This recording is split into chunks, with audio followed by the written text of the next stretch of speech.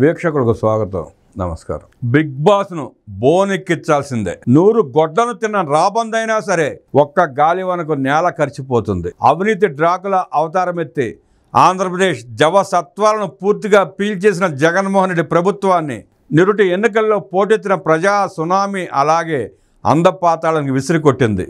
అధికార మదంతో అంతవరకు ఎగిరెగిరిపడిన జగన్ రెడ్డి పార్టీ ప్రభుత్వాల పాతకాలను తలుచుకుంటూ ఎన్ని కన్నీళ్ల ఉసురిది వెంటాడుతున్నది నీడల్లే కర్మ అన్న పాటను సామాన్యులు అప్పట్లో సోషల్ మీడియాలో విరివిగా షేర్ చేశారు. జగన్ రెడ్డి జమానాలో జరిగిన మద్యం కుంభకోణం కేసులో కీలక నిందితులైన ఎంపీ మిథున్ రెడ్డి అరెస్ట్ అయ్యారని తెలియగానే ధర్మమే నీ పాలిట దండమై దండించ తప్పించుకోలేదు జన్మ అనుకుంటూ వైకాపా బకాసులను ఏపీ ప్రజలు మరోసారి చేత్కరిస్తున్నారు.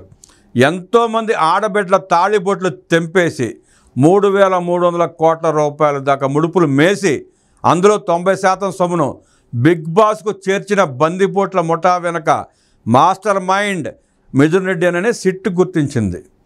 పక్కా సాక్ష్యాధారాలతో ఆయనకు అరదండాలు వేసింది.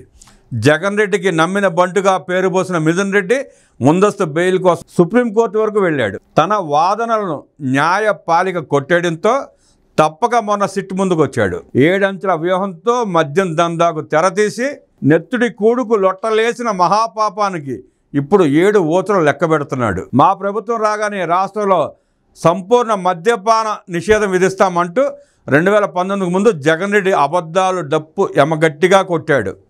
సీఎం కుర్చీలో కూర్చున్నాక అదే నోటితో లిక్కర్ ద్వారా ఆదాయం రాకూడదని కుట్రలు చేస్తున్నారంటూ ప్రతిపక్షాలను తిట్టిపోశాడు. మద్యం తయారీ నుంచి విక్రయాల వరకు మొత్తం వ్యవస్థపై స్వారీ చేసిన వైకాపా పెత్తందారులు తాము కోరినంత సొమ్మును ముట్టజెప్పడానికి అంగీకరించిన సంస్థలకే అత్యధిక ఆర్డర్లు దారబోశారు. డిస్టిలరీస్ని గుప్పిట పట్టి బినామీ కంపెనీలు పెట్టి పరమ నాసిరకం మందును జనానికి తాగబోయించారు. కాలకోట విషయానికి ఏమాత్రం తక్కువ కానీ జే బ్రాండ్ మద్యం దెబ్బకు 2019, 2024 మధ్యలో ఒక్క తూర్పుగోదావరి జిల్లాలోనే 35 నుంచి 45 ఏళ్ల వయసులోని మగవాళ్లు 7,000 మందికి పైగా చనిపోయారని డిఆర్డీఏ సెర్చ్ పరిశోధనలో బయటపడింది. జగన్ రెడ్డి పార్టీ పెద్ద మనుషుల కాసుల కక్కుర్తికి ఇలా రాష్ట్ర వ్యాప్తంగా ఎందరో కడతేరిపోయారో తెలియదు. ఎన్నో కుటుంబాలు అనాథలు కావడానికి కర్కోటకులందరూ కటకటాల్లోకి వెళ్లాల్సిందే.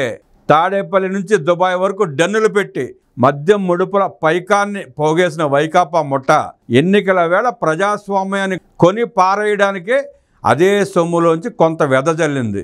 ఐఐటిఎన్లు ఐఏఎస్లో కొందరిని పావులుగా వాడుకుంటూ తమ భోషానాలను నింపుకుంది. పుట్టలోని పాములు ఒక్కొక్కటిగా బయటపడినట్లు మద్యం కుంభకోణంలో పాత్రదారులు సూత్రధారుల ముసుగులిప్పుడు వరుసగా తొలుగుతున్నాయి.